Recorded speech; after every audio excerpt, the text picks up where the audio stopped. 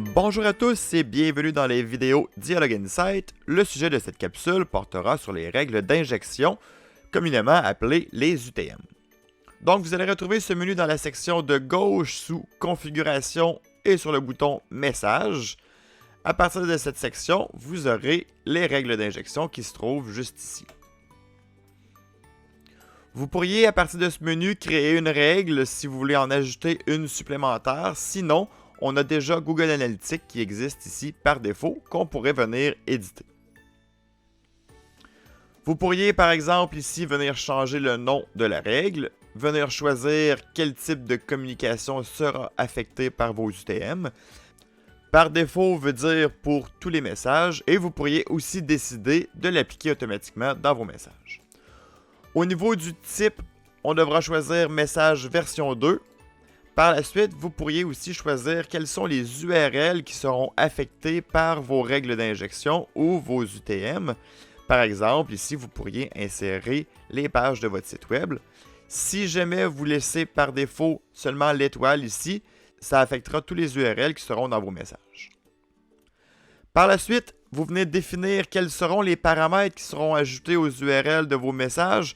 Par défaut, on a l'UTM source qui sera OpenField ou Dialogue Insight. Le médium sera le courriel et la campagne sera l'identifiant numérique du courriel à partir duquel l'URL a été envoyé. Ici, vous pourriez créer un paramètre supplémentaire pour, par exemple, ajouter la date d'envoi du message ou la personne qui a envoyé le message. Selon vos préférences, vous pouvez ajouter le paramètre qui vous convient. Il existe un article sur l'aide en ligne de Dialogue Insight qui vous explique comment créer une règle d'injection. Dans le bas de cet article, vous avez aussi plusieurs exemples de contenu dynamique que vous pourriez utiliser dans vos règles d'injection en faisant simplement un copier-coller. Par exemple, si vous vouliez avoir l'identifiant du message, le nom du message, le type de communication du message, la date d'envoi ou l'ID du lot d'envoi, vous pourriez simplement copier-coller ce qui se trouve dans les crochets et l'ajouter dans vos règles d'injection.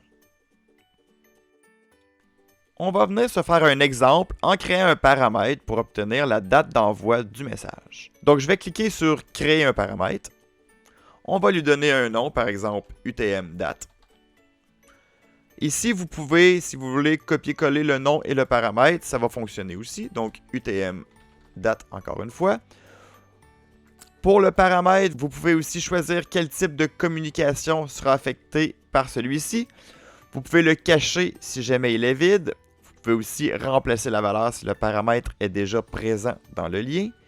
Et ici, moi, je vais simplement venir prédéfinir la valeur avec ce que j'ai copié de mon article qui se nomme « Créer une règle d'injection » pour obtenir la date d'envoi de mon message. Donc, je vais cliquer « Prédéfinir », je vais copier le bout de code que j'ai pris sur l'article. On pourrait le rendre modifiable au besoin et on pourrait le rendre requis et à fournir au moment de l'envoi si jamais vous ne le mettez pas dans l'onglet prédéfini ici. À ce moment-là, je fais créer et lorsque je vais envoyer mes messages, parce que j'ai appliqué automatiquement pour tous mes types de communication, je vais obtenir dans Google Analytics la source de mon message, le médium, la campagne et la date. De cette façon-là, je vais pouvoir relier toutes ces informations-là aux visites que j'ai sur mon site web. Si jamais vous n'avez pas décidé d'appliquer vos règles d'injection de façon automatique lors de la configuration, vous pouvez aussi les activer de façon manuelle à l'intérieur de vos messages par deux endroits différents.